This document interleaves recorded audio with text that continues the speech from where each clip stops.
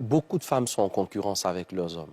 Beaucoup de femmes sont dans une logique où elles veulent prouver à cet homme-là, en fait, qu'elles aussi, elles peuvent faire ceci ou elles aussi, elles peuvent faire ça. Je précise que dans un couple, à part que ce soit un couple de gays ou un couple homo, c'est un homme et une femme.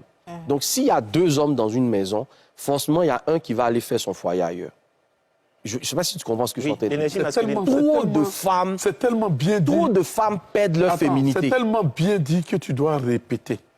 Trop de femmes perdent leur féminité à vouloir prouver à leur homme, à vouloir tenir tête à leur homme. Il n'y a pas une femme plus belle qu'une femme qui est douce dans sa façon de parler.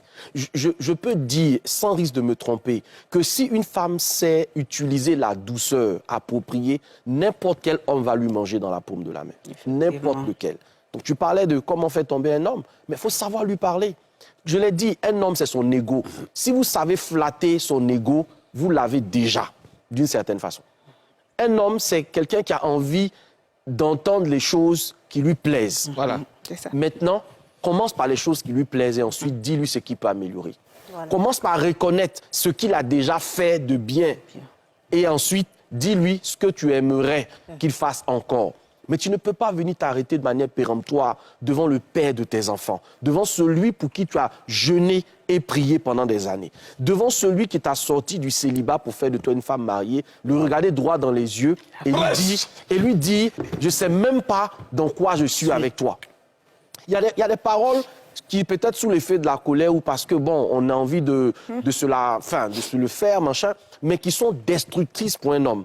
Et ça, les femmes devraient pouvoir le savoir. Il y a des choses que vous avez dites.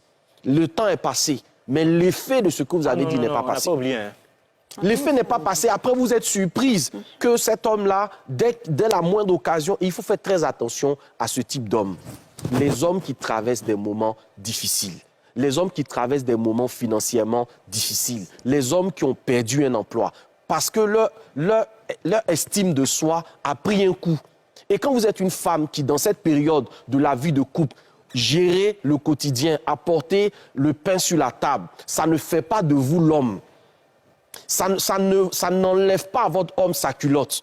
Ça ne fait pas de vous le nouvel homme de la maison. Ce n'est qu'une étape transitoire. Dans ces périodes-là, il faut avoir une femme, grand F, pour être capable de donner de l'argent à son mari avec politesse, avec amour, avec respect, élégance. Avec élégance. Il faut une femme, grand F, pour être capable de ne pas montrer à toute la maison que cet homme-là, il n'en vaut pas la peine. Et c'est la manière de gérer ces moments de désert là, avec votre homme qui fait que lorsqu'il sort de cette situation, il réalise qu'il n'a pas eu tort de vous avoir. Mais beaucoup de femmes vous disent, oui, j'ai été sa femme de galère. Non, il y a la femme de galère, il y a la femme dans la galère. Il ne faut pas confondre les deux. La femme de galère l'a soutenu, elle a été présente. Elle n'a pas cessé de le voir comme l'homme héros, l'homme roi qu'il est censé être. La femme dans la galère, c'est celle qui lui a rappelé chaque jour qu'il était dans un moment difficile et que, bon, à la limite, on fait comment? On va faire comment? Ta respiration même là, ça parle plus que tes mots. Elle a fait... Non, c'est ça en fait. Oui, donc au final, si cet homme-là sort de sa situation, mais s'il a plus de moyens, il vous dira la vérité.